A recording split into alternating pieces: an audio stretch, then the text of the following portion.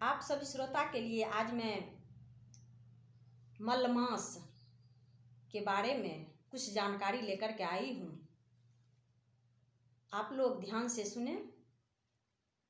हमारे समाज में जानकारी के अभाव में कुछ भ्रांतियाँ रहती है। मुझे जहाँ तक मालूम है मैं सोची जो आप लोगों के साथ इस बातों को साझा करके आप लोगों के जानकारी दूं।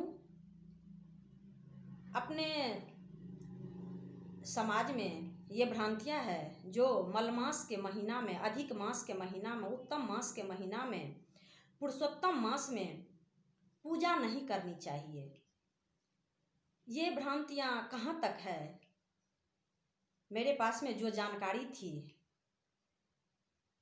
मैं आप लोगों से साझा करना चाहती हूँ। सबसे पहली बात तो ये है जो मलमास का निर्माण क्यों किया गया, इसके पीछे की क्या कहानी है। तो सबसे पहले मुझे ये जानना होगा कि इस मलमास का निर्माण क्यों किया गया। तो बात उस समय की है जब हिरण्यकश्यप असुर थे। वह घोर तपस्या करके भगवान विष्णु को प्रसन्न कर लिए थे। भगवान विष्णु को जब प्रसन्न किए तो उन्होंने वरदान स्वरूप भगवान विष्णु से न दिन में मरे, न रात में मरे, न आकाश में मरे, न पाताल में मरे, न अस्त्र से मरे, न शस्त्र से मरे, न मानव से मरे, न जानवर से मरे, इस तरह की वरदान हिरण्यकश्यप ने भगवान विष्णु से मांग लिया। भगवान तो भक्त के प्रेमी होते हैं। जब भगवान विष्णु ने हिरण्यकश्यप पर प्रसन्न हुए तो उन्होंने ये वरदान उन्हें दे दिए। उसके बाद हिरण्यकश्यप का अत्याचार और बढ़ गया। उन्होंने आकाश में, पाताल में, तीनों लोकों में अत्याचार और बढ़ा दिया। उसके बाद इंद्रादि देवता लोग त्राहिमाम करते हुए भगवान विष्णु के पास पहुँचे। उनसे प्रार्थना किए, हे भगवान विष्णु, आपने तो हिरण्यकश्यप को ऐसा वरदान दे दिए हैं जिससे वह और अत्याचार बढ़ा दिया है और हम लोगों का जीना दूभर हो गया है। मानव त्राहिमाम कर रहे हैं, देवता लोग त्राहिमाम कर रहे हैं, इसकी कोई उपाय की जाए। उसके बाद भगवान विष्णु स्वयं अपने आप में सोचने लगे, जो ये वरदान तो हमने ही दी है इनको, और इस वरदान का इन्होंने उल्टा फायदा लिया और वरदान मिलने के बाद यह और अत्याचारी हो गया है। सो इसका अंत करना तो आवश्यक है।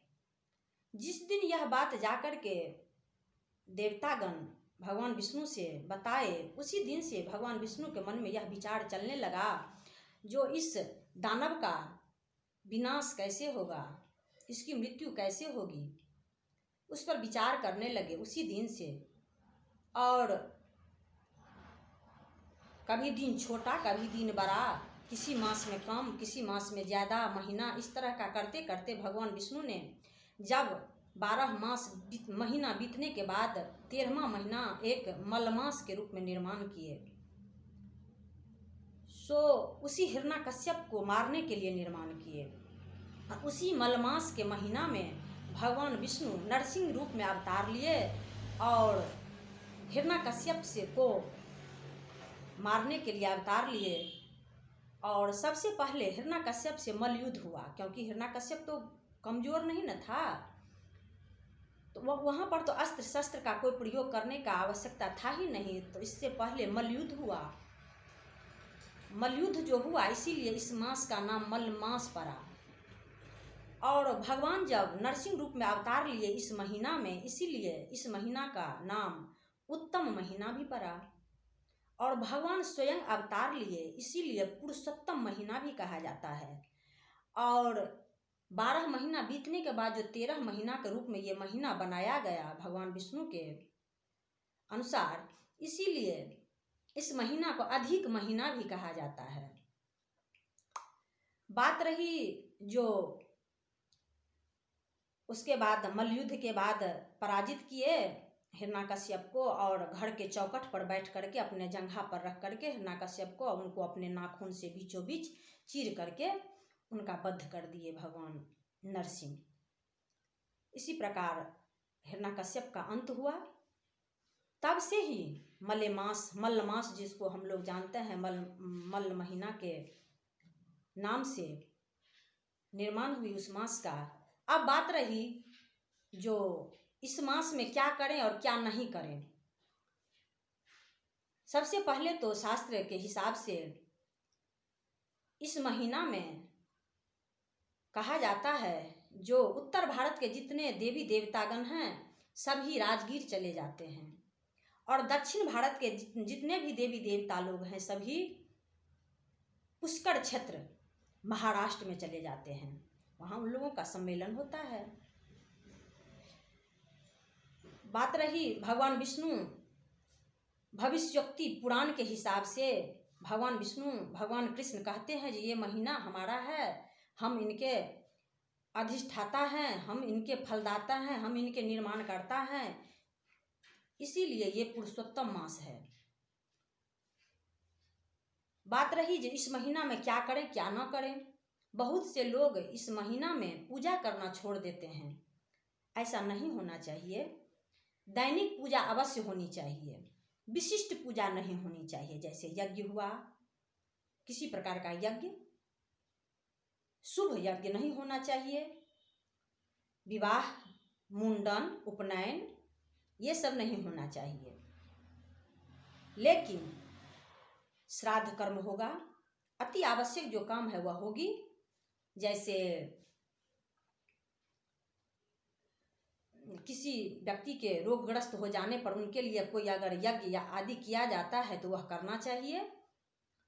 इस महीना में दान पुण्य ज्यादा करनी चाहिए, क्योंकि इस महीना के जो दान पुण्य किए हुआ का फल होता है उसका क्षय नहीं होता है, संपूर्ण फल की प्राप्ति होती है।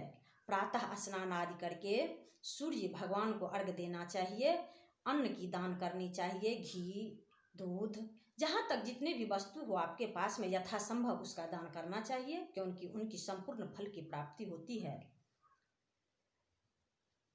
तो इस महीना में पूजा करें। हमने जहाँ तक देखी है, अनुभव हुआ है कि कई व्यक्ति लोग हमसे पूछे भी जो हम लोग पूजा करना छोड़ दिए हैं, इस महीना में पूजा नहीं करेंगे। इसीलिए मन में आया जो आप लोगों को जानकारी होनी चाहिए, जो पूजा तो अवश्य करनी चाहिए, क्योंकि हम आप जानते हैं जो आत्मा में परमात्मा का निवास होता है, तो दैनिक जो पूजा है वो अवश्य करनी चाहिए, विशिष्ट पूजा नहीं करनी चाहिए। जहाँ तक मुझे जानकारी थी, वैसे भी अंग्रेजी हिसाब से भी जब देखते हैं महीना को, तो किसी फरवरी 3 साल पर ये महीना आता है, मल मास महीना। तो 3 साल में जो तिथि का हेरफेर रहता है, दिन बड़ा दिन छोटा, रात बड़ा, कभी किसी फरवरी में 29 दिन, किसी फरवरी में 28 दिन, तो वो सभी दिन छोटा बड़ा सभी को मिला करके जो समय बचता है, उन सभी समय को भरपाई करने के लिए ये एक नया महीना का निर्माण किया गया, सूर्य कहा जाता है। जहाँ तक मुझे जानकारी थी मैं आप लोगों के साथ साझा की। आप लोग चैनल को सब्सक्राइब करिए, अच्छा लगे तो लाइक कमेंट वह भी करिएगा।